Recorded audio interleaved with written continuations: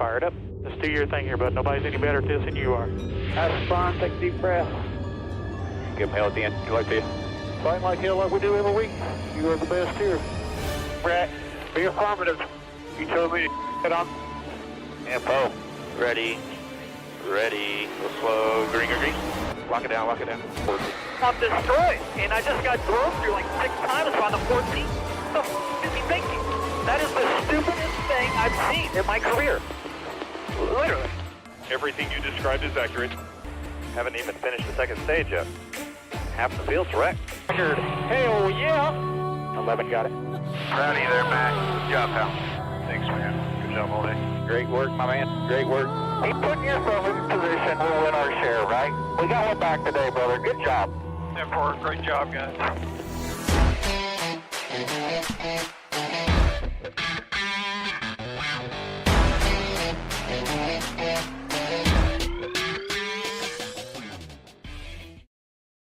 And welcome back to Racing in the Draft. My name is Mark. I appreciate you tuning in for another Saturday evening discussion about Draftkings, NASCAR, and the Cup race tomorrow at Circuits of the America, or COTA, as we'll refer to it most of tonight. Hopefully your weekend is going well and you enjoyed the Xfinity race from earlier today and practice and qualifying and all the fun NASCAR things going on. We also have IndyCar racing starting this weekend down in Florida, so hopefully good luck to them. I think they actually go head-to-head against each other, and both on the Fox networks. That's going to be really unusual and strange. But either way, before we head to COTA for the Cup race and discussion, let's take a look back at last week's controversial finish. Even though I think it wasn't controversial. Cars were wrecking. The caution needed to come out. It was the final lap. That was the end of the race.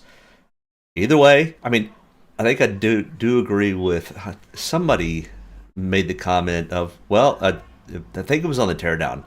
They're like, well, it did finish 3 wide because the caution came out and the cars were 3 wide just to make the imaginary line where the caution came out, and that's how they finished.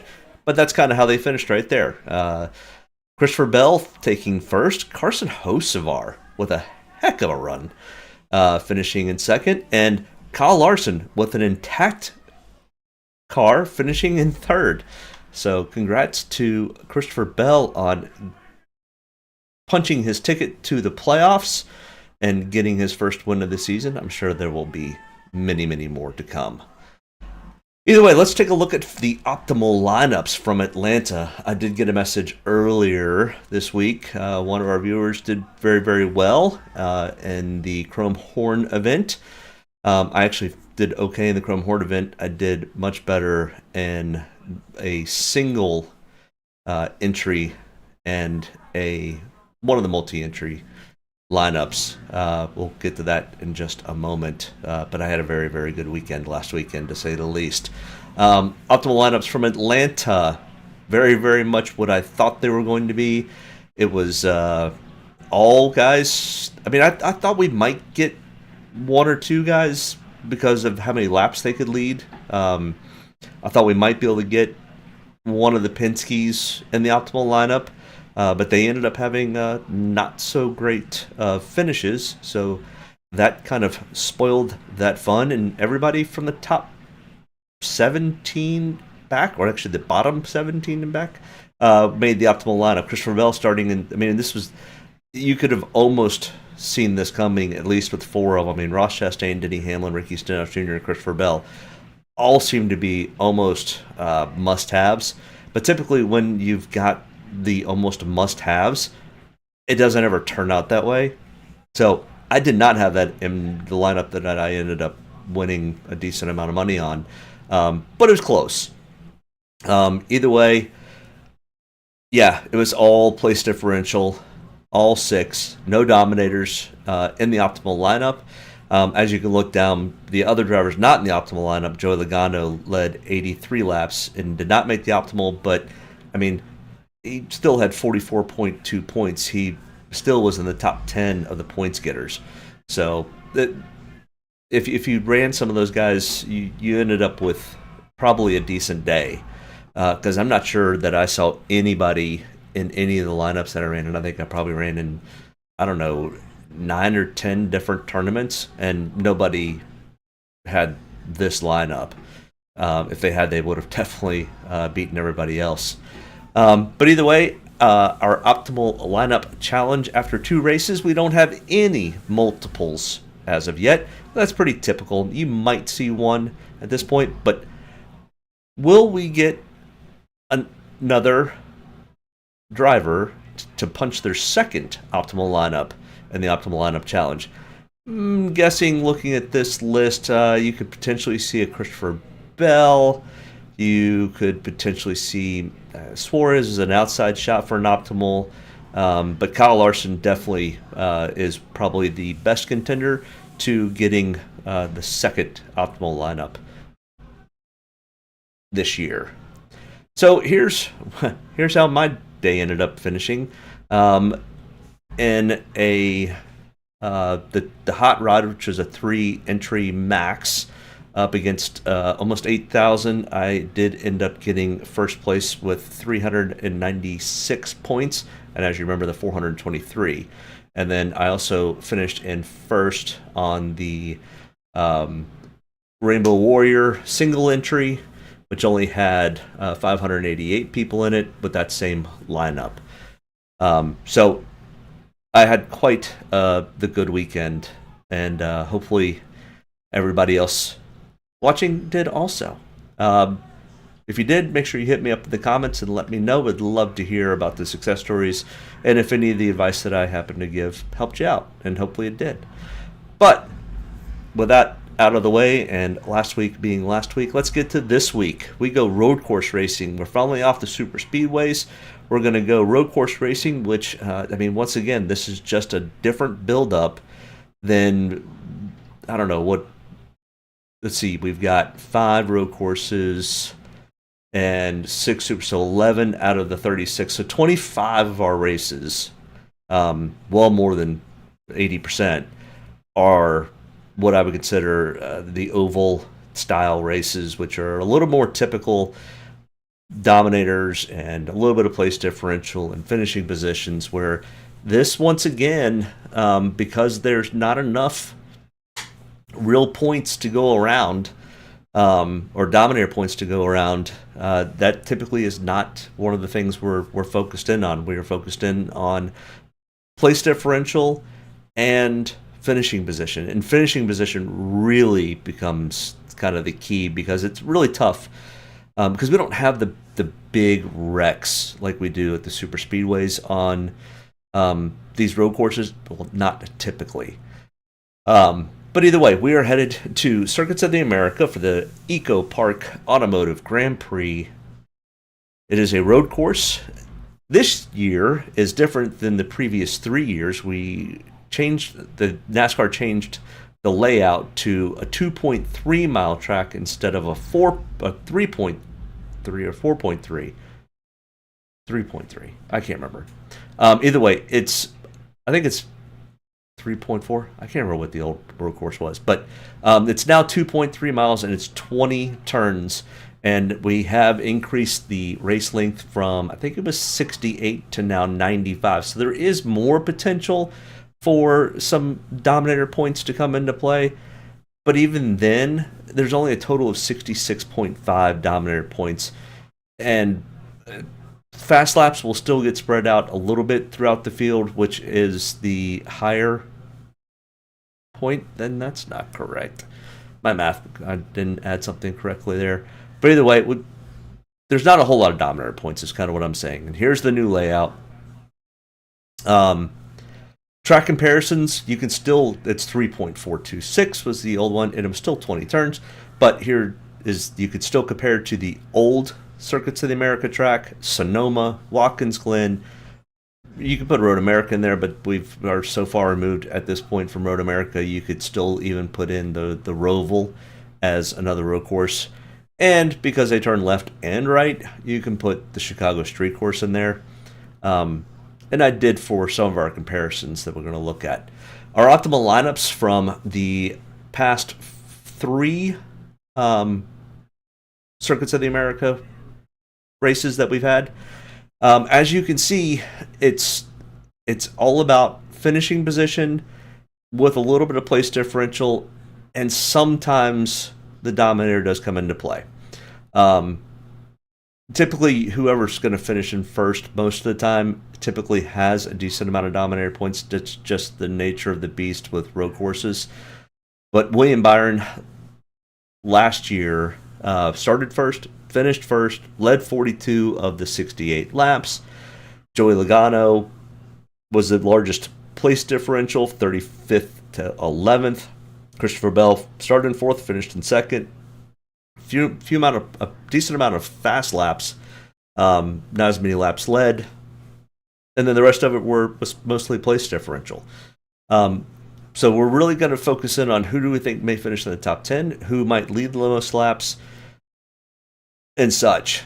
In the 2023, we had 75 laps, and that was because I think we had 3 green, white, checkered restarts. They kept just completely killing each other going into turn 1 and causing a caution, so they'd have to rack them all up and start them again. That's why it ended up being 75 laps instead of 68, which is an eternity on a 3.4 mile road course. It takes forever to get around the track at pace speed. But the same type of thing. It's, a handful, or not a handful, a couple people starting in the top 10 that ended up finishing in the top 5, and then some place differential.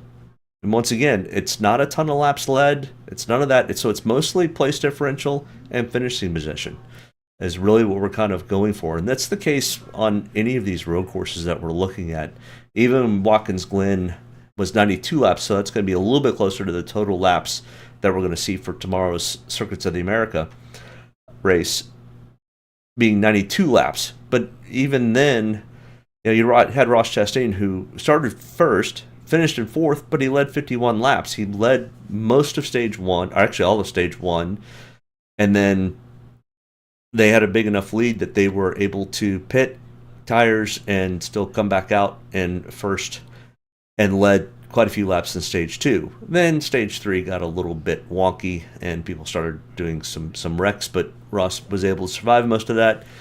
Shane Van Gisbergen starting in 3rd, finished in 2nd, and the other 4 were place differentials.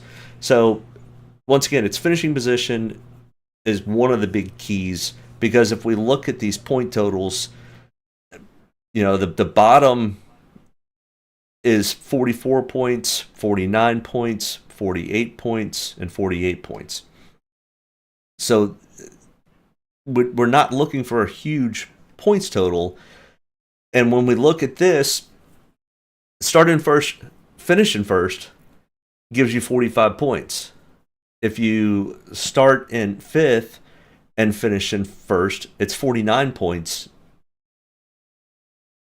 So it's really, can you finish towards the front? Even if you start in first and finish in 5th, it's 35 points. Well, we're not far from the mid 40s at that point. So all you got to lead is probably 10 to 15 laps to get in there.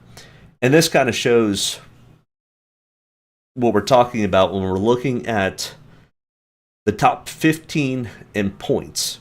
So this is the total point totals that you get. Hold on one second. Making sure I turned that off. I did. I don't know why I'm hearing somebody talk. It's weird. I don't know. It is strange that I'm hearing that. Maybe this is it. Okay. Either way, sorry about that. It was driving me crazy. I kept hearing this noise in the background. The top 15 in points. So what this is the total points compared to where they started in the race. And as we can see, starting in the top 5, 4 of the 5 finished in the top 15 in points. Last year at COTA, last year at the Roval, last year at Sonoma, and 3 in the last year at the Glen. So if we look at our average, it's 3.4 out of 5 finish in the top 15. And the point total for the top 15 is above 31.4. So when we looked at this map here, even starting in first and finishing in fifth gave you 35 points. Well, that's well above the 15 top in points. And that's kind of the goal, is to kind of hit there.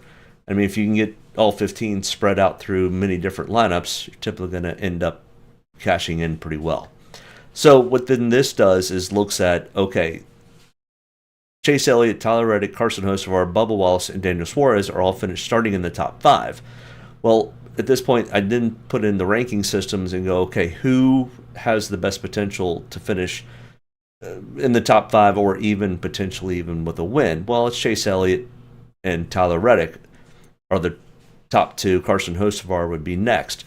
And we'll get to Carson Hocevar here in a few minutes when we get to the driver-by-driver breakdown, but I do not think it's necessarily a great choice for Carson Hocevar this week. And in my opinion, Bubba Wallace has been much improved at the road courses. I still don't know if I'm ready to start slotting him into DraftKings lineups, especially starting in second. He has a tendency to make mistakes on road courses still, like they all do, but Bubba Wallace is a little bit more prone to it than most. Same thing with Daniel Suarez. When Daniel Suarez has a clean race, he finishes well. The problem is he doesn't have a whole lot of clean races. But either way, so if we're looking at potentially 3 of the top 5 starters making the top 15 in points, you can kind of start to draw a conclusion. You know, I like the Chase Elliott and Tyler Reddick play. The next one is 6th through 10th, which is 2 drivers that should finish on average in the top 15 in DraftKings points. Kyle Larson, Shane Van Gisbergen, Ross Chastain, Kyle Busch, all decent road racers. I mean, Kyle Busch is a little bit less than those other 3.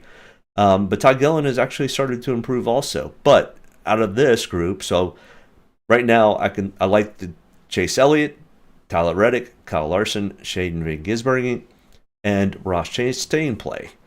Then if we look through 11 through 12, where there should be 4 of the 11 through 12, through my ranking systems, you've got William Byron, the last year's winner, Christopher Bell, the guy who finished in second, Connor Zilic, who is brand new but won the Xfinity road course race earlier today, and won his first road course Xfinity race last year at Watkins Glen, is starting in the top 11 through 20. So right there's 3 that are pretty good. You got Michael McDowell, AJ Allmendinger, Ty Gibbs, and potentially even Zane Smith for DraftKings points at least. So we've got a whole bunch of people in the 11 through 20 range that we could definitely target. And then through our 21 through 30 range, Ryan Blaney, Alex Bowman, Chris Buescher, Joey Logano are all definitely people that we could easily target for really good place differential and getting themselves into the top 10. And some of these guys, I mean, Alex Bowman won the Chicago Street Course last year. Chris Buescher won Watkins Glen last year. Both very good, respectable road course racers that could end up having pretty good days. Then we get to the 30s. This gets a little bit more wonky because it's so hard to pass on road courses. But you've got an Austin Cindric back here who's really good at road course racing, starting in 36. That's a ton of place differential. Riley Herbst, Cody Ware, Ty Dillon. You have to remember, Ty Dillon is now with Colleague Racing. Well, who are Ty Dillon's teammates? Shane Van Gisbergen and AJ Allmendinger, 2 of the best road course racers in NASCAR currently. So some of that expertise is going to rub off on Ty Dillon. It did when Justin Haley raced for Colleague Racing with AJ Allmendinger. So that's kind of all of that. This is our practice times. We finally have practice times back that actually mean something, because Super Speedway Racing practice times didn't mean a hill of beans. But our absolute, this was from the second practice. They had 2 practice sessions. And the first one, and we'll kind of look at it, nobody had a 5-lap consecutive run, which was they went out and ran 5 consecutive laps without coming in for adjustments to pit road. So I used the second segment because they actually ran more consecutive laps. And it was a little more consistent. They kind of fine-tuned on the car a little bit, so it was a little bit more of a better picture on how they may qualify or how they may end up racing. But Shane Van Gisbergen on 98.8. William Byron was next fastest in practice at 99.4. So that's, almost a half a second faster per lap for Shane Van Gisbergen. Well, he only qualified in 6, so automatically that's a pretty good sign that he was the fastest guy in practice and maybe just didn't have the best qualifying lap that he needed to have. So we have a decent amount of place differential potential. Now, it's not big numbers, like if you started 30th and you finished 10th, of course, that's 20 points. Of course, Shane's going to, if he starts in 6th and finishes in 1st, it's only 5 points. But it's still 5 points, and if you finish in 1st, it's 45. So right off the bat, that's 50 points. And as we know from our optimal lineups, that probably puts him in the optimal lineup. So he's definitely in play. William Byron, definitely in play from 15 to 2nd. Carson Hocevar had really good practice speeds. And he's coming off just a really, really good race last week. And we'll talk more about Carson Hocevar potential play. Alex Bowman definitely missed on his qualifying. Ryan Blaney missed on his qualifying. So those are definitely opportunities that when we're kind of going through and looking at who do we target, these are things that I like to look at is what are the practice speeds, where are they starting, and is there an opportunity for movement? Whereas when we get down to the bottom down here, the 4 slowest guys, Cody Ware was 37th in practice and he qualified 37th, which is the slowest driver on the board. I don't know how much I want to target with that because there really isn't much of a difference. If you're the slowest guy on the track, you're the slowest guy on the track. Unless you start to get some attrition, which road courses typically don't have a ton of attrition. They will have some, but you're probably only looking at 5, maybe 6 drivers who may fall out of the race because of either equipment or damage. Eric Jones starting in 32nd. His practice speed was 36. There's not much there.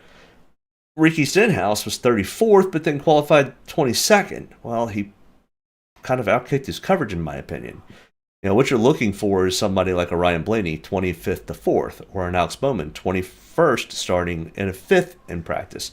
So these bottom guys are some of the ones that maybe or maybe not want to take a chance on. It gets a little more risky. These are the 8 cheapest drivers on DraftKings. So from $5,900 to $5,000, and this becomes more important as we get more into the traditional oval style tracks, because you'll end up having to take typically to make the optimal lineups or to have really good days. You've got to find typically one of the guys in this range, because the price begins to get much more expensive for the guys up front. So, next week at Phoenix, I expect probably Ryan Blaney, Christopher Bell, Joey Logano, those types of guys to be closer to $11,000, where our most expensive guy this week is only $10,000. So the pricing begins to expand, and you end up getting more gaps. You kind of see here 59, 58, 57. We jumped 200, 55, 54, 53. We jumped 200 more. We start to see more jumps of $200 to $300 per driver, which means the more expensive drivers, the ones that are better, are more expensive. So your salary cap becomes much closer, where we could easily have $2,000 or $3,000 left over in our salary cap this weekend. But what this shows is who we could potentially target for the race. Fish, I didn't even see your comment there. William is my pick, but I don't know what I'm talking about. Wait, maybe Kyle Larson. Well, maybe Shane Van Gisbergen. Maybe, I don't know. Good to see you, Fish. Glad you made it. Are you racing tomorrow night in the OBRL League? Maybe get another win? It is at a road course. You're pretty decent at road courses too. All right, back to this. Riley Herbst, starting in 31st, but his practice speeds were 15th. Riley Herbst also is the newest member of 2311. He also raced in the Xfinity race today and had a very, very good showing. Somebody that we definitely have potential because he practiced well and didn't qualify as well as he needed to. Same thing with Ty Dillon. Ty Dillon, once again, I think I mentioned this earlier, is teammates now with AJ Allmendinger and Shane Van Gisbergen. Well, that knowledge is going to rub off. Ty Dillon's going to go lean on his teammates on how to drive road courses better. The cars are also going to be set up more for road courses because they've got two experts on their team on how to do road courses. So Ty Dillon's going to be the beneficiary of all of that knowledge coming from AJ and SVG. Now, his practice speed was 20th, so respectable. He qualified 34th. Well, his loss may be our gain because that's potentially quite a bit of place differential. So those are the two guys that are starting that are cheaper that we can possibly target if we need some salary cap relief. So, I mean, if you go out there and you run a William Byron, who probably would end up being somebody we take a real hard look at since he won this race last year, and he's got 2 road course wins for his total career, which hasn't been that long. He's only like 26, 27 years old. No, he's younger than that even. 24? I can't remember exactly how old William Byron is, but he's young. Let's kind of explain this sheet if it's anybody that's new here. So this line here, this one win, this is 2 top 5s, 3 top 10s, 3 top 20s, a 27.3 Draftkings average, and a 15.2 average finish. Well, all of that data is coming from these races here. So COTA from last year, the Roval from last year, Watkins Glen from last year, the Chicago Street Course from last year, and Sonoma. So all 5 of the road courses that they ran last year are being fed into this line here. So that's where this comes from. This line here finished first, was the last race they had at Circuits of the America. But they only run once here each year, so that was his last year's race. William Byron did finish in first. The next is his full history. Typically, I just do the history at a track. Well, they've only raced here 3 times. So at road courses, what I do is I look at their entire road course history, and that's what this line is down here. So William Byron has 32 total road course starts with 2 wins, 5 top 5s, 12 top 10s, 21 top 20s, and 15.2 average finish, which was that's exactly what his average finish was last year. So pretty consistent with that number. Well, he's starting in 15th. Well, hopefully he does a little bit better. Because if we look at his practice speeds, so in the first practice session, he was 14th fastest on single lap. He did 7 total laps of practice because it takes a minute and a half, a minute 40 to get around. Well, practice time is only 20 minutes, and if you've got to make any adjustments at all, there's just not enough time to get a whole lot of laps in.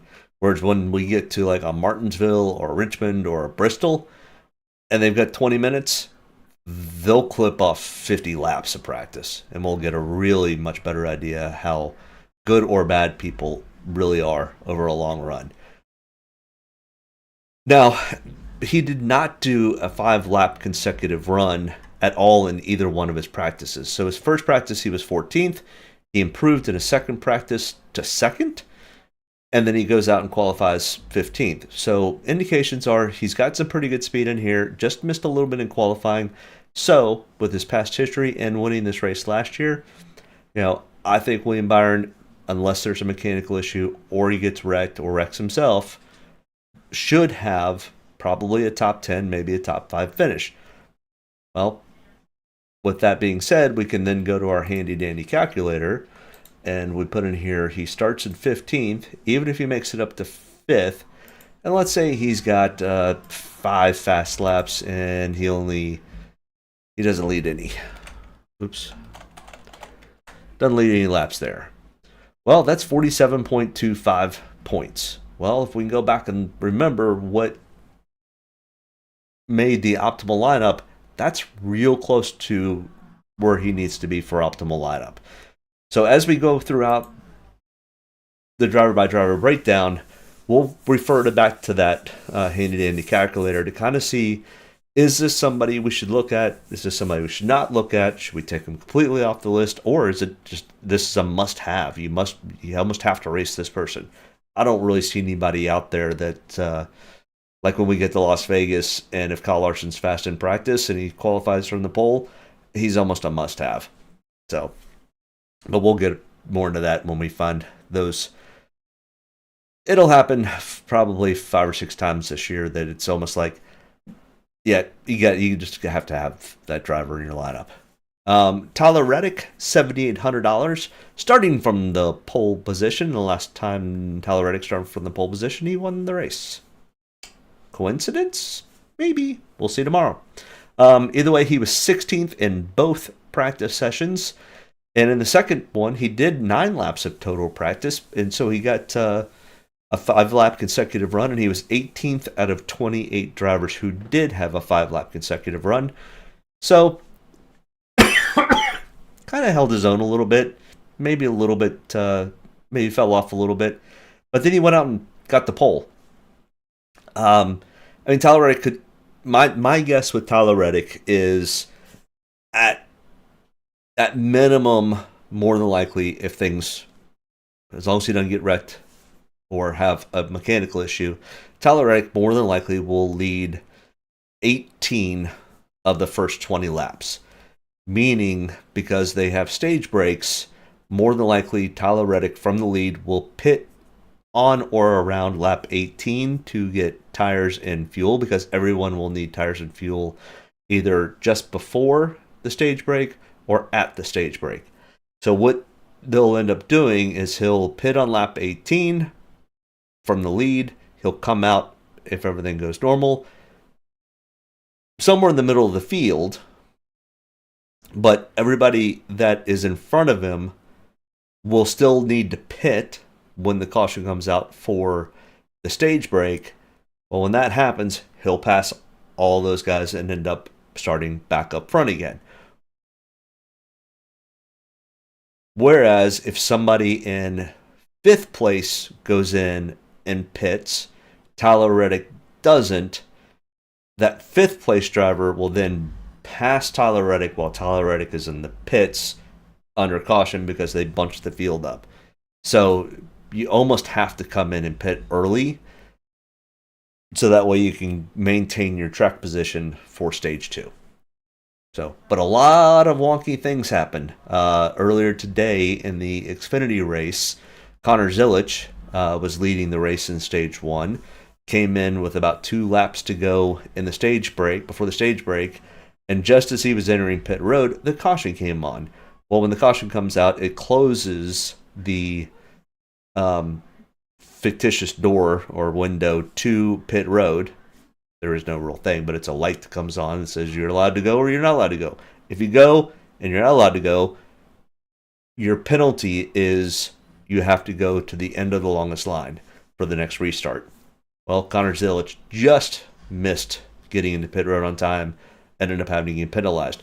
Didn't hurt him too bad because he still came back to win the race, but he had to drive all the way through the field.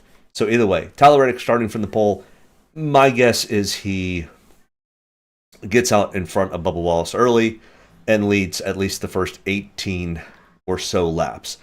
Well, once again, we come over here. If we start in first, and let's just say we fall to 5th. But you've got, typically from the lead, you're going to be able to lead, a decent amount of fast laps, and you lead, let's say he leads just those 18 laps. Well, for 1st to 5th, and 10 fast laps, and you lead 18 laps, well, that's 40 points. Well, that definitely puts you in the window of the top 15 point getters on average on road courses. That is still really close to about that 44 point range to make most average optimals. So at that point, I mean, if you look at it, all he's got to do is maybe lead another 10 laps, and he's definitely within that window. So starting from the pole's not awful as long as you think that driver is able to finish in the top 5. Shane Van Gisbergen, $5,500, starting in 6th. Super fast road course racer. That was his specialty. He came from New Zealand / Australia from the Supercar Series and had won a couple of championships down under and won at the Chicago Street Course a couple years ago. Is now racing full-time in the Cup Series. He ran full-time in the Xfinity Series last year and won, I think, 3 road courses. So Shane's very good at road courses. He will be starting in the 6th position, but if we looked at his practice laps, he was first in practice 1, he was first in practice 2, and if you were here earlier, you saw that he was first in by almost a half a second in the 2nd practice session over was it William Byron? So very fast in practice. Missed a little bit in qualifying. I mean, that could be an advantage for us. Last year, Shane started 4 of the 5 road courses where he got 1 top 5, 2 top 10s, 2 top 20s, and a 17.5 average finish. And he finished 21st at the COTA race last year. 7 total starts in his Cup career, where he's got the 1 win at Chicago, 2 top 5s, 4 top 10s, 4 top 20s, and 11.6 average finish. So Shane is another one that should very easily finish somewhere in the top 10, if not top 5, or potentially even vying for a win with those practice speeds. Somebody we could definitely put into our lineups. And that price is not right. He is $9,500, I think.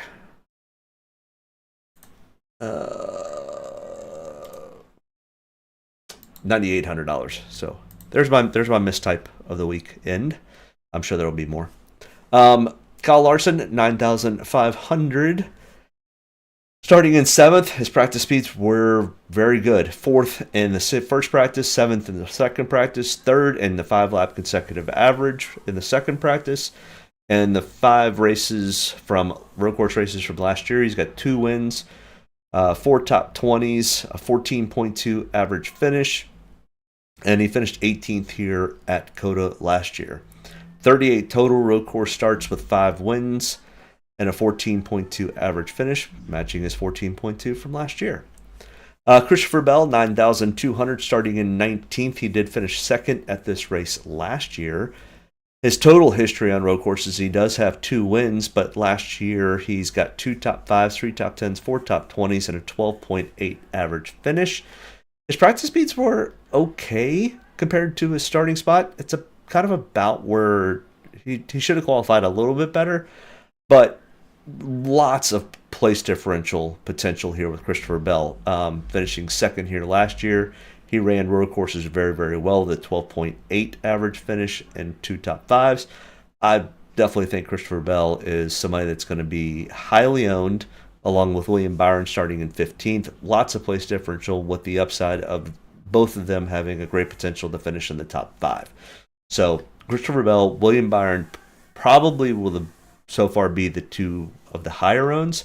We'll have some ownership in Larson and SVG and Tyler Reddick for top 5 finishes. But at that point, we're now at 5 drivers. We're out of room in the top 5. If we're thinking that those 5 are going to be the top 5 drivers. And of course, there's Chase Elliott, who does have a win here at COTA. It was in a rain-shortened first race that they had here in 2022. But Chase Elliott, $9,000, starting in 3rd. His practice speeds in the first session were not good. They made some adjustments, and he came out much faster in the second practice. He was 6th and 2nd in a 5-lap consecutive average on the field. Last year on road courses, 2 top 5s, 4 top 20s, and a 13th place average finish. And he finished 16th at the race here at COTA last year. He does lead the Cup Series active drivers with 7 total wins on road courses with a 9.1 average finish. Chase Elliott is very good at road courses. And starting in third, I mean, he definitely is another one that could easily finish in the top 5. AJ Allmendinger, the road course ringer, is kind of his nickname. First practice, he was 5th. Second practice, he was 11th. And in a 5-lap consecutive average, he was 9th. And he's starting in 12th. Kind of seems like he's probably going to finish somewhere right there close to 10th. I mean, at this point, we're all these guys are very, very equal on speed. And are all very good, seasoned road course racers. And that's why they're all priced, $8,900 to $10,000. But we've got to pick a few. At this point, I mean, I can make an argument for anybody that we've discussed so far to easily win this race. Nothing has shown me in the practice speeds or qualifying that they can't make it to the front by the end of this race. But we can only have one winner. So I think it's going to be probably a pretty good race. And AJ did finish 6th in this race last year. Now, a little bit concerning is he's got only no top 5s last year, 3 top 5s and 3 top 10s and 3 top 20s with an 18.4. So a little concerning there, but not overly concerning because last year he was full-time in Xfinity. He was not putting a full effort into the Cup Series, where this year he is a full-time Cup driver.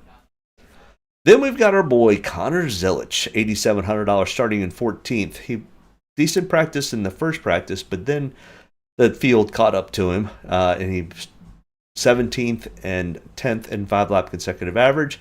We have no history because this will be Connor Zilic's first Cup start. Connor Zilic is also 18 years old. Connor Zilic won the Xfinity race at COTA earlier today. He won the Xfinity race at Watkins Glen last year in his first Xfinity start. And he also is one of the youngest drivers to ever be part of the team that won the Daytona, the 24-hour Rolex Daytona last year at age 17. Connor Zilic is a phenom when it comes to road course racing. So definitely keep an eye on Connor Zilic. The Cup Series is just a different beast compared to Xfinity or anything else Connor Zilic has done. I understand he's a phenom, and I understand he's going to be probably somebody that will rival all the guys that we've just talked about. He is he's really good, and I expect a lot of great things for many years to come out of Connor Zilic. But making your first Cup start, it's no joke. And being 18, it's a lot of pressure. I don't think I will have a whole lot of Connor Zilic. I hope he does well. It'll be interesting to see him go out and performs with the likes of the Kyle Larsons and Ross Chastains and those types, because they run harder in the Cup Series than they do in the Xfinity Series, and there's more really good drivers. I mean, today he raced against William Byron. He raced against Ross Chastain. Both of them are Cup Series winners, but it was much more equal because Ross and William do not drive Xfinity on a regular basis. But Connor Zilic was definitely class of the field today. Somebody we just talked about who did also start in the Xfinity race today, and I can't remember exactly where Ross finished. It was somewhere in the top 10. He had a good race. $8,600 starting in 9th. Practice speeds were both good at 10th in both sessions, and he was first on the 5-lap consecutive average speed. Very good road course racer. He does have a win here at COTA a couple years ago. It was his first Cup Series win. He finished 7th here last year. 29 total starts. He does have the one win at COTA here a couple years ago. 17.1 average finish for his total road course history. Starting in 9th. In my opinion, Ross is kind of a little bit of a longer shot. I'd put him almost right there with Connor Zilic on how much I want the run of Ross. It's not that I don't think he can't go out and win. He absolutely can. But I don't know if I'll have a whole lot of interest just in the starting, because the starting spot's about where I think he's probably going to finish. And ninth to ninth, really, in my opinion, doesn't do a whole lot. In fact, we can come back over here. Let's start in ninth, and we finish in ninth. And you're probably not going to be fast laps. Let's give you 4, and you're probably not going to lead any laps. So, oops, wrong button. 0. Ooh, what did this do? Something messed up.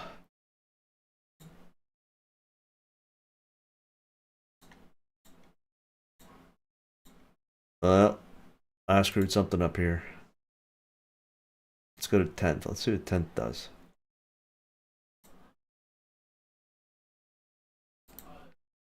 Alright, that worked. Sorry. On the fly here. Alright, let's just say he starts in 9th, finishes in 8th, and has 4 fast laps. Well, that's 33.8 points. That is just barely making it in the top 15 in points. So if I think Ross is going to finish about where he starts, that's probably not going to be enough to make the optimal. It's probably definitely not going to be enough to really be in the top 10 of Draftkings points. So probably wait a little bit on Ross Chastain. Same thing with Ty Gibbs here. He was 9th in first practice. Second practice, he definitely did not make the adjustments he needed to make. He was 25th and 19th in 5-lap consecutive average. And he's been very inconsistent at road courses. 20.2 average finish last year, and only 2 of the 5 races he finished in the top 5. And he finished 3rd here at COTA last year. He's definitely been up and down. He could easily be up tomorrow, but so far nothing on here is telling me that this is a great play, or this is going to be a great race for Ty Gibbs. Of course, anything can happen. He's definitely one of the faster drivers. He could easily get himself a top 5. Nothing really tells me that I like the play, so I will probably fade off of Ty Gibbs. Alex Bowman, though, on the other hand, oh boy, everything looks really good. This is another one that's going to be very heavily owned. Fair amount of place differential here, and with the opportunity to at least probably get a top 10, maybe sniff that top 5. Because if we look at his practice speeds, first practice he was 2nd, second practice he was 5th, and he was 4th in the 5-lap consecutive average. He did finish 4th in this race last year. He did win at the Chicago Street Course, and he had an 11.2 average finish for all the 5 of the road courses last year. Very underrated, but very good road course racer, in my opinion, Alex Bowman. So, I like the potential of a Tyler Reddick starting up front, staying up front, leading a decent amount of laps. That could be one of the 2 drivers that I think starts well, finishes well. Alex Bowman is definitely one of the drivers that I'll keep an eye on and probably have a decent amount on, along with Christopher Bell and William Byron will be Alex Bowman. So that's 3, and then 1. So we're probably looking at needing to find 2 more drivers. One of them, I think you could easily substitute in and out. For a start up front and finish up front would be a Kyle Larson or an SVG type. So definitely Alex Bowman kind of gets put into what I would say has a pretty good chance of making the optimal, if not top 10. Chris Buescher is extremely good at road courses. He just did not have a good practice, and I just kind of scratched my head a little bit on where they were missing some speed. They'll make some adjustments. Chris Buescher could easily be another one contender for a decent amount of place differential in a top 10 finish. Starting in 24th last year of the 5 races, he had a 9.8 average finish. He did win Watkins Glen last year. He beat SVG, which really tells you a whole lot. But if we look at his 37 total starts, he's got a 12.8 average finish for 37 career starts on road courses. 32 out of 37 times he's finished in the top 20. Well, he's starting in 24th.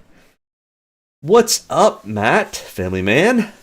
I'm getting a core 4 and swapping the others 2 through various lineups. I mean, I think Chris Buescher could easily be one of those 4. Like I said earlier, I think it easily could be Alex Bowman, William Byron, and Christopher Bell. Literally could be your core 4. And then what you're looking for is 1 or 2 that are going to finish up front, stay up front. Buescher is 13 top 10 road course finishes. That's a NASCAR best in the next gen era. Absolutely. Yeah, I mean, he had 9.8 average finish last year, a 12.8 total in his total career, not just next gen. So Chris Buescher's really, really good, and definitely not somebody to sleep on. The problem is we can only put 6 drivers in, and we've already named a bunch of people that could easily be there. And I mean, honestly, Austin Cindric at $8,000 just missed on qualifying, 36th. His first practice session, he was 6th. That one he kind of threw out the window a little bit. But his second practice, he was 18th and 22nd. I mean, if he can get into the teens, I mean, what does that do for pricing? So he's starting 36. And let's say he can make it to 17th. And let's say he gets 2 fast laps. That's 53.9 points. That puts him in every optimal lineup that we had last year. So, definitely can't. I mean, there are lots of choices that are decent choices. And I don't think Austin Cindric's a long shot to finish 17th. Starting in 36, his practice speeds were pretty close to that. His average finish last year on road courses is 14th. His total career average finishes on road courses in the Cup Series is 13.9. So that would be, finishing 17th would be a little off of his average finish. Now he's starting in 36. It's a little tougher to get up there, but Austin Cindric is another one. So, I mean, we literally have, the problem is you run out of pricing here at this point, but you've got Austin Cindric, Alex Bowman, Chris Buescher, William Byron, Christopher Bell, and then swap out either SVG or Tyler Reddick or Kyle Larson that are all starting up front that could easily stay up front. The problem is your salary cap doesn't fit. What is that? So, I mean, even 8 times 6, that's 48. So, yeah, you can't run them all. So that's where that's where I like to run the multiple lineups, because then you do find your core, 10 to 12 drivers, and you start playing the mix and match game. And that's how, honestly, now my lineups last week were in single entry, so I literally had to put one single entry in to pull that off. But the single entries, you also don't have to have an optimal lineup when you do single entry contests on small fields. Here's another one. Ryan Blaney starting in 25th. He was 19th in the first practice, 4th in the second practice, 7th in the 5-lap consecutive average on the second practice. Now, he didn't get a top 5 last year, but he had 3 top 10s, 15.4 average finish, 14.7 average finish, and his practice speeds were solid. Finished 12th in this race here last year. It's not that I think Ryan Blaney's going to go out and get a top 5. I mean, sure, it's possible, but he's only had 4 in his whole career. So I don't necessarily think he's going to be a top 5 contender next week or tomorrow. But can he get to 10th? I mean, it's not quite as big of a swing. But starting 25th, finish in 10th, it's 45.9 points. I mean, that puts him right on the edge of the optimal lineup that we're looking for. So, if you think Ryan Blaney can get to 10th, doesn't have to lead any laps. Just have 2 fast laps, and you're right on the edge of being in optimal lineup territory. Kyle Busch at $7,700. First practice was bad. Second practice was pretty good. 8th and 6th and 5-lap consecutive average. 14.6 average finish, finished in 9th. I mean, once again, we've gone through, 15 guys at this point. Not all of them can finish in the top 5 or top 10. And Kyle Busch is very, very streaky. He's very up and down. I just don't like the starting position for Kyle Busch. I think there's too much potential for a 15th to 18th place finish for Kyle. He has had tendencies to make mistakes on pit road. Richard Childress Racing has had potential of making mistakes on pit road. I will probably fade off of Kyle Busch. He's probably not one of my favorites starting in the top 10. Daniel Suarez. This one's a head scratcher to me. Daniel does have one win in the Cup Series on a road course. It was at Sonoma a few years ago. Last year was not good to Daniel on road courses. No top 10s, only 3 top 20s, and a 20.2 average finish. He finished 32nd in this race last year. A couple years ago, he led a lot of Stage 1, and I think still ended up getting close to a top 10 after that, at the end of that day. It was kind of his first real big, okay, Daniel Suarez is pretty good at road course racing. I just don't trust Daniel Suarez to have a good race. He potentially easily could. He has had some good road courses in the past, and his practice speeds are pretty good. I don't know if I can trust Daniel to take me into the cash. So I'll probably fade off of Daniel Suarez. I could see the argument for putting him in, though. So I just think it's a little bit more risky because he's a little more inconsistent on road courses. So it could easily be that, Matt. That could easily be a sneaky pick to pick a Daniel Suarez. Now, am I going to be a complete fade on Daniel? No, but I probably won't. Daniel's going to need some help from some attrition or bad luck from some of the other top drivers. He's going to need Tyler Reddick to have a bad day. He's going to need Kyle Larson and SVG to have bad days. Those types of guys, he's going to need to have bad days, and he's going to need to capitalize. And I just think that's a lot to ask. Now, he's in really good company. I mean, you could easily run a Trackhouse lineup. You could run Daniel Suarez. You could run SVG. You can run Ross Chastain and Zilich. Connor Zilich is running under the Trackhouse team. So you've got 4 all really decent road course racers that could easily all be run together as a Trackhouse group. And they potentially easily could all finish in the top 10. They are all easily that talented. All of them but Connor Zilich has Cup wins. And Zilich has won the last 2 road courses in Xfinity. So I could see a play to run a Trackhouse lineup. Now, who do you match it up with? I haven't tried to fit one together to see what that ends up looking like. Let's see. We could probably actually run one. Let's go to Draftkings and see what a Trackhouse. Oh, it's going to ask me to log in.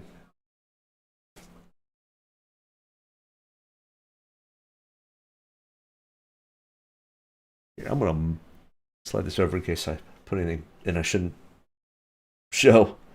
That.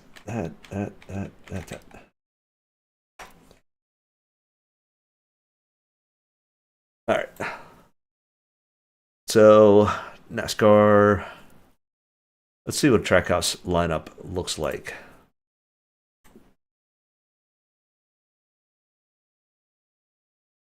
All right. SVG, Connor Zilich, Ross Chastain, and Daniel Suarez. We've got enough for $7,600 per player. You could easily go with a Zane Smith starting. Or actually, I think I'd like a Justin Haley. That leaves 9,000. You could easily put Bowman in there. And that's a pretty solid lineup. So, yeah. I mean, a Trackhouse lineup, and you can mix and match through that, is easily viable. So definitely kind of keep that in mind as we're looking. I did see somebody post about that earlier, that during practice they were like, all the Trackhouse guys seem to be pretty fast at this point.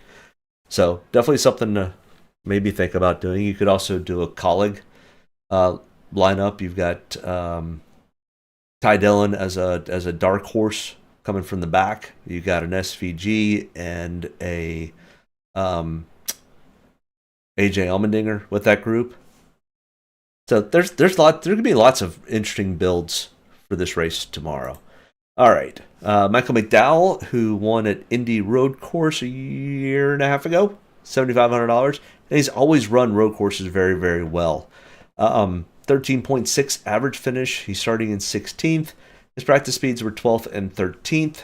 I honestly think that's about what we're going to get out of Michael McDowell, and I don't think that is enough to really say anything. Yeah, if we're starting in 16th, and let's say you improve one position to 15th, and say 2 fast laps, so 37.9. That's on the bottom half of finishing in the top 15 in Draftkings points.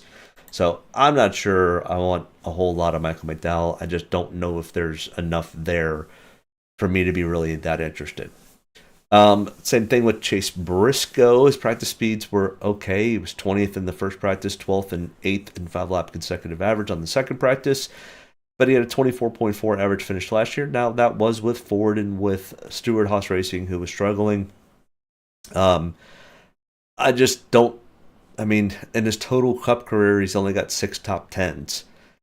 So I just think there's a lot more better choices going on tomorrow for me to take a chance on Chase Briscoe. I think he probably finishes where he starts. I mean, I think he's kind of like Michael McDowell, and I just don't think that there's enough there. Same thing with Joey Logano. I mean, we've definitely got a little bit of room for place differential, but I'm not sure Joey Logano looks really that heavily into a top 10.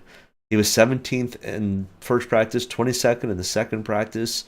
It was a 15.6 average finish last year, but honestly, starting in 23rd, that really doesn't do a whole lot. Like I said, he only had 1 top 10 last year on road courses.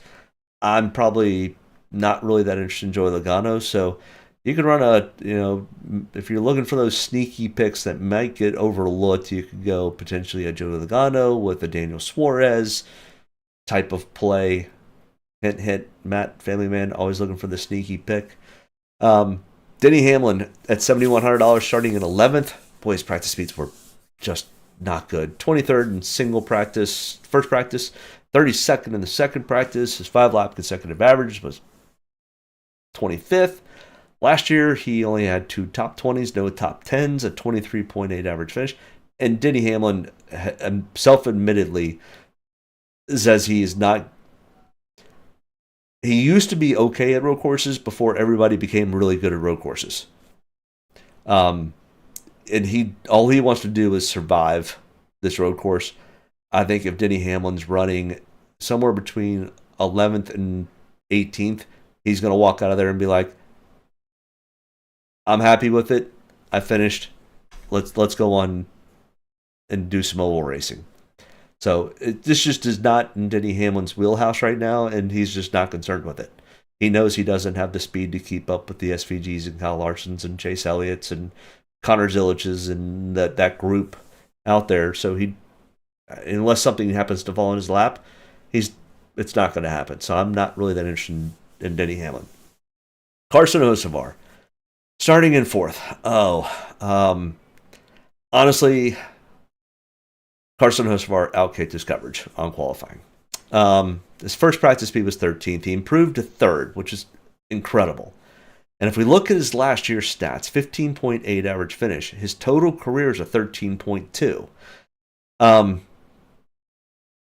problem with Carson Hocevar this week, road courses are a lot like short tracks. If a driver feels he got done wrong by a driver, a road course is a really, really easy place to revenge that you felt you got done wrong. Well, who's the biggest person that, in the eyes of drivers, I'm not saying that Carson Hocevar actually did anything wrong last year, but in the eyes of a lot of drivers last week, including Ross Chastain, his mentor, Ryan Blaney, Kyle Busch, there's a lot of drivers who, I don't think Carson Hocevar did anything wrong. He was very aggressive at Atlanta last week, but it got him a second place. That's part of the game. That's what you're supposed to do. The problem is, I think Carson Hocevar is going to get some payback. Not to the point where I think he gets wrecked out, but I think he's probably going to get a little bit of payback on a road course because it's a safe place to do a payback. You can easily slide somebody off the track into the gravel pit. It doesn't kill their race completely, but it sends the message. And I think the message is going to be sent to Carson tomorrow. So starting in fourth really scares me for Carson Hocevar. And the way Draftkings, I think Carson probably maybe ends up finishing the day somewhere close to 20th, which, I mean, for the day would not be an awful day for Carson, considering I think he's got some, there's going to be some paybacks that's going to come back to Carson. Matt says, I definitely think Suarez is sneaky. His starting position scares me, but then trackhouse cars seem to be the class of the field during practice, and you have to think he won't be that owned. No, I do not think Daniel Suarez. I think Daniel Suarez will be at under 10%. I think, honestly, he might be closer to 5 or 6%. So that's why I think he's kind of a sneaky pick. And he's got the potential. I mean, he's got the potential to win the race. The other drivers are going to have some issues for him to get up there and do that. He's going to have Reddick have a bad day. He's going to have Kyle Larson have a bad day. He's going to have SVG have a bad day. He's going to have William Byron have a bad day. I think those drivers are better than Suarez at road courses, so they're going to need to have issues. But, yeah, sneaky? Absolutely. And if you have him, and he does well, and the other drivers don't, yeah, you've got a winning day. So, will I have some lineups with Suarez in it? Sure. Because I want some sneaky picks. Next in line here, Brad Keselowski, who is starting in 26th. His practice speeds were almost god-awful. 29th in single lap, 33rd in the second practice. Didn't improve on the 5-lap average. He was 26th. His average finish last year is 23rd. I think he's kind of in the same boat that Denny Hamlin is, other than he's got maybe a potential, a little bit of upside if we have some attrition.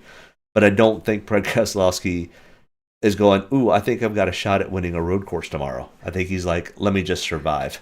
And by surviving might mean he might get lucky and get to 18th.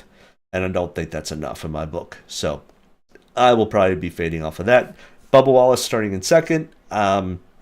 His practice speeds were not that good, but neither were Tyler Reddick's. So I just think they outkicked their coverage, and I think Bubba Wallace way outkicked his coverage in qualifying.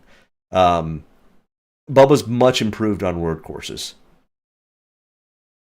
I get that.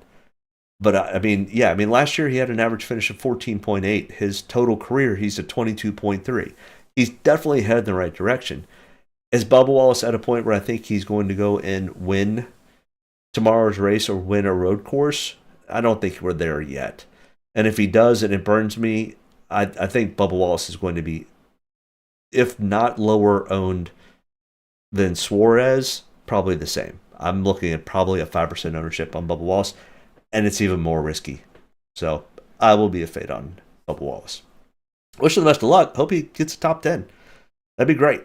I think he's headed in the right direction. Todd Gillen at $6,600 starting in 10th. I mean, his practice speeds were 34th and 27th. His practice speeds were not that good to get that type of qualifying. It it scares me to have him start that far up. Not that I think he's going to be all that bad. He's got a 15.8 average finish. He's got good average finishes. But starting in 10th, if he goes and gets a 15th, that's the wrong direction, and that puts him outside the top 15 in DraftKings points for the day. So I probably will be a fade on Todd Gillen, and it's not like it's a Daniel Suarez where he's got wins, in top fives and those types of things. He has one top five in his total of 18 starts. So I'll be a hold on that. If that beats me, that beats me. Cole Custer starting in 30th. Practice speeds were just not that good. I'm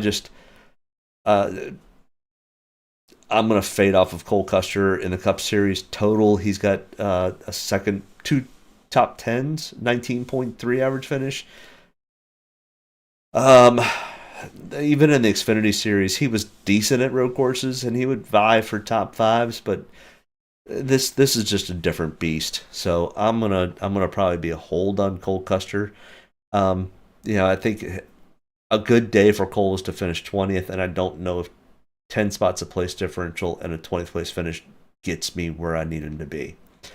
At least with Zane Smith, his practice speeds were not all that great, but last year he had one top 5, one top 10. All 5 of his races he finished in the top 20 with a 15.6 average finish. Zane's a solid road course racer. Zane Smith is actually won in the Truck Series at Circuits of the America, COTA.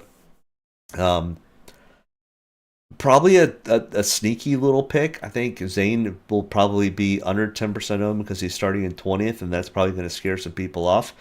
And I think, if he can get to a 12th, let's see what that does. Start in 20th and get 12th and do that. That's 47.9. That puts him really close to being in the optimal lineup range. So definitely something to think about. Once again, we go down here and look: 49.25, 48.4, 41.2, 45.7, and 54. So, that total of 47.9 is really, really close to optimal lineup range. So a sneaky pick would be Zane Smith for tomorrow.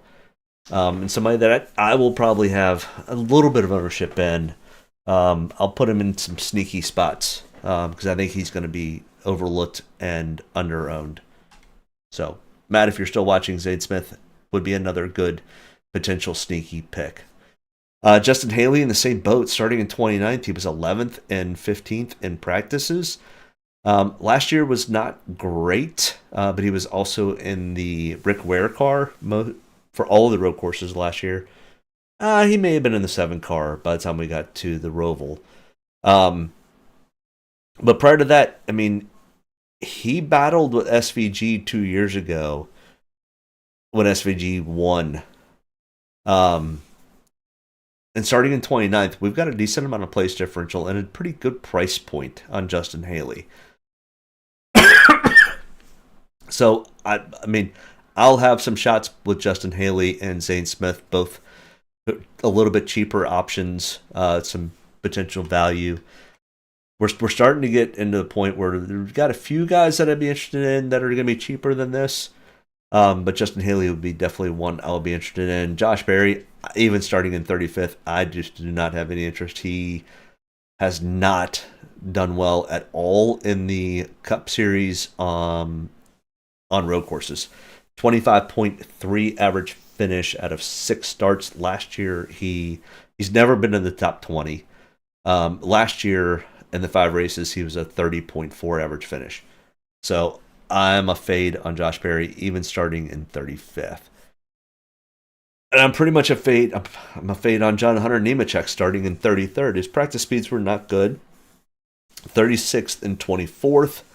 He had a 28.4 average finish last year. He finished 22nd at this race last year, so it's 11 spots, 33rd to 22nd. I don't think that puts, what did I say, 33rd to 22nd? Let's see if that even gets close to. I mean, it's 28.9. That doesn't even put you in the top 15 in points. 30, 23.7, 32, 37, 34. You got to be at about 32 to 35 to sniff the top 15 in points. And 28.9 just doesn't quite do it. So I'm just not interested in John Hunter Nemechek even starting in 33rd. I just don't think it's there yet for Legacy Motor Club. They seem to be much improved, but then their practice speeds so far don't warrant me going there yet. So if I get burned by it, I get burned by it. Now, the attrition thing might play, but I even had him coming in at 22nd, which is where he finished last year, and it doesn't cut it. So, Austin Dillon. What's up, Paul? Good seeing you, buddy. Thanks for joining in.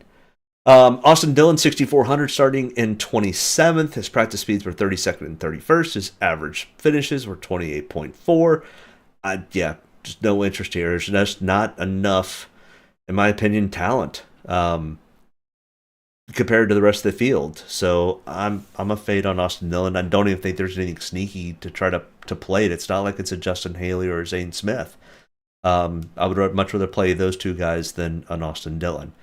Noah Gragson, something's going to click at some point with Noah Gragson. He's too good of a driver not to figure this out. And I scratch my head with it.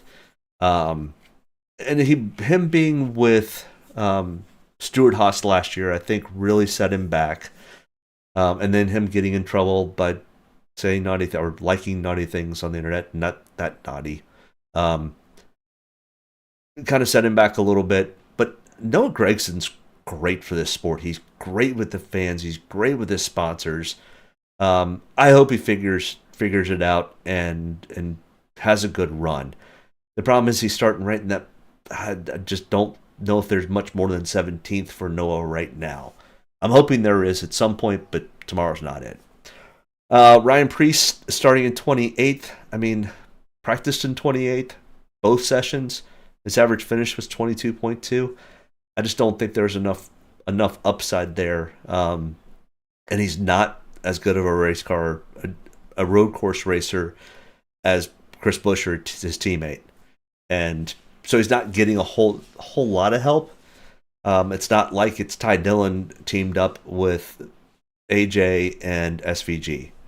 So I just don't think there's enough there for me to warrant going after that. Ricky Stenhouse Jr., 5,500, starting in 22nd. I think he outhit his coverage. His practice speeds were 35th, 34th, and his average is 22.4. There's just nothing here that there's a whole lot of upside with Ricky unless we have some major attrition that happens and he gets lucky. And I'm not placing wagers on getting lucky. And I don't think there's anything sneaky about it. Riley Herbst, though, on the other hand, I do like the potential. Starting in 31st, and if you didn't actually watch or keep up with qualifying, you'd be like, okay, Riley's the junior driver at 2311. He just doesn't get it yet. Well, Riley Herbst had a great run in the Xfinity Series today. He had the third fastest qualifying lap, and the qualifying lap got disqualified. He was going to start third and is now starting 31st. I think Riley Herbst could get potentially overlooked. Probably he'll be probably just slightly under 10% in my opinion. It might surprise me and come in a little bit higher, but I think Riley Herbst could be also a sneaky pick starting in 31st.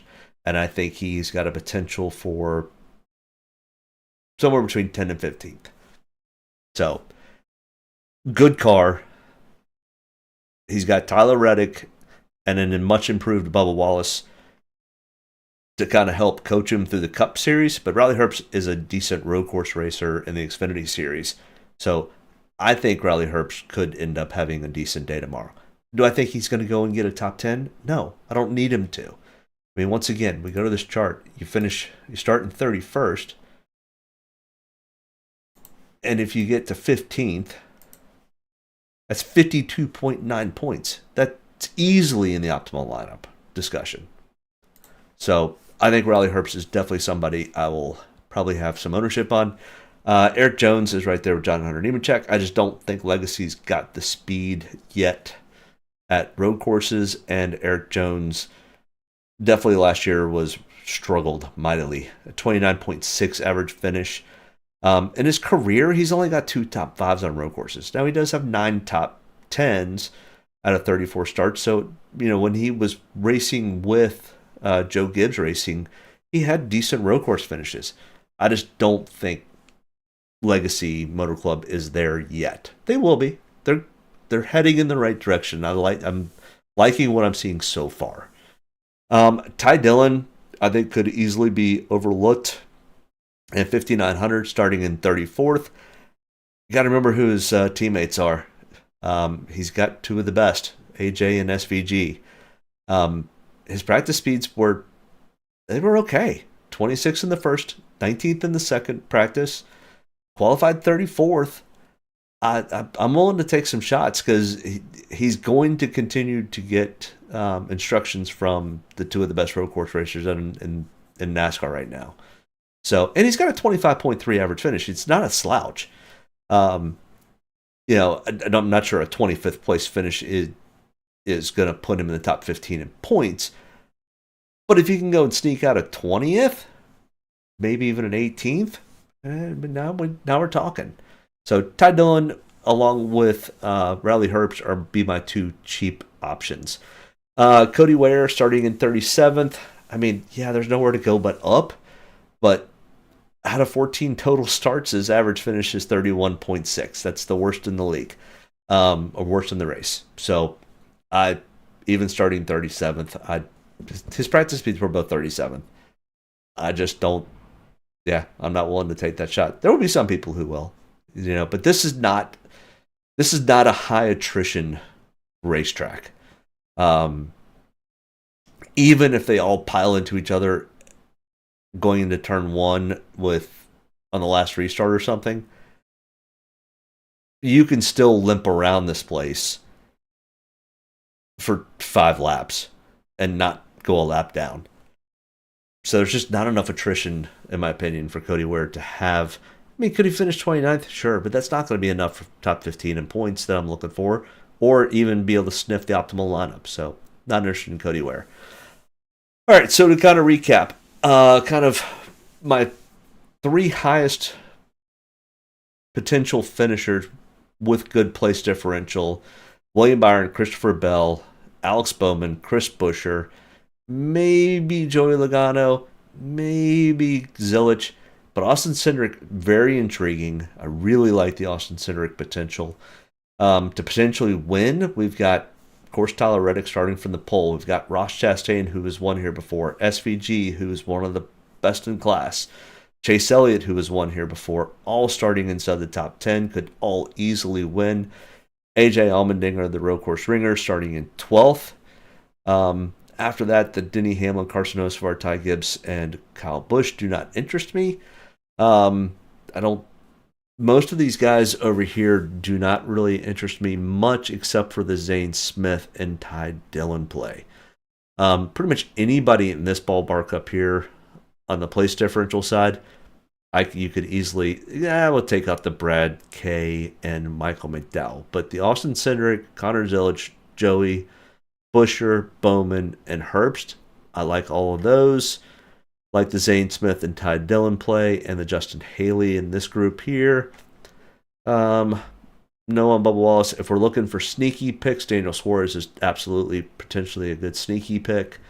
Not interested in John Hunter. I'm not interested in Noah. Not interested in Austin Dillon, Josh Berry, Todd Gillen, or Eric Jones. Byron and Bell are probably my 2 most intriguing potential point plays. Kyle Larson could easily win along with Elliott, SVG, Ross Chastain, Tyler Reddick, AJ. So, all right. I think that pretty much wraps us up.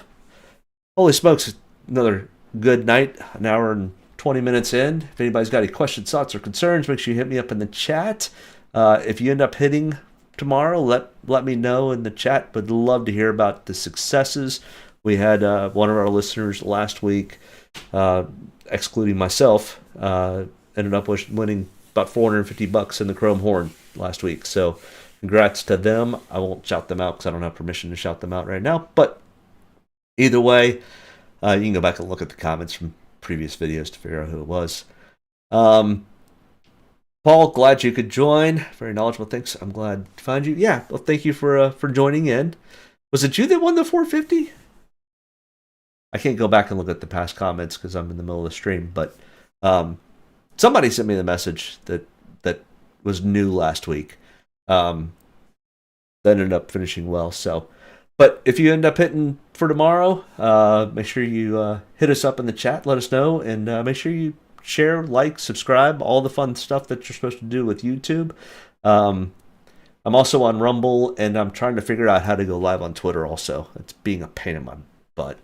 No, you just found us. Well, thank you for joining, and make sure you hit the subscribe button and join us every Saturday night. I can, except for, well, not Martinsville. I go to Martinsville. So, sweet. I hope you do hit for tomorrow. But yeah, 9 o'clock Saturday nights is when I do this. So it gives you plenty of time to either catch it live or catch it on replay tomorrow and ask any questions, thoughts, or concerns. But yeah, 9 o'clock Saturday nights is typically when I go. Of course, Martinsville I do not, because I'm at Martinsville. I still do some videos for Martinsville, either prior to the race, and then I do a quick synopsis the morning of the race to kind of give my thoughts and concerns. And then, of course, if they race on Saturday night, which is Bristol, I do Friday night. So most times it's Saturday night here on this channel, and we look forward to seeing everybody here next week when we head to Phoenix. So wasn't too long ago we were just at Phoenix. So we've got lots of data points for that. It does race a little bit different in the spring, though. And it doesn't matter. It doesn't mean quite as much. So, all right. I appreciate everybody tuning in. We will see everyone next week. Good luck on the race and enjoy it. That's the big part of doing this. Go enjoy the race, too. Thanks. Bye. Take a good deep breath. Get ready to roll here. Only about one thing tonight, getting the W's, so got to be around at the end to do that. Get ready to roll tonight, boys. Let's go have some fun. Don't get me any more fired up than I already am. All the way to the checkered. You're fine. Nobody's got to run. Checker time, baby! Hell yeah! Proud of you there, Matt. Good job, pal. Thanks, man. Good job all day. Great work, my man. Great work. Keep putting yourself in position. We'll win our share, right? We got one back today, brother. Good job. Great job, guys. Excellent work, my man. Excellent work. Thank you. Man, that's awesome. Set out with a goal, we got it here, bud. Thank you very much. Really proud of you, man. Drove your butt off tonight. We had the fastest car here, bud. Probably killed our deal there. Just feel like I gave one away. Yeah, boys. Way to rebound. Great job. Great job, bud. Really good job.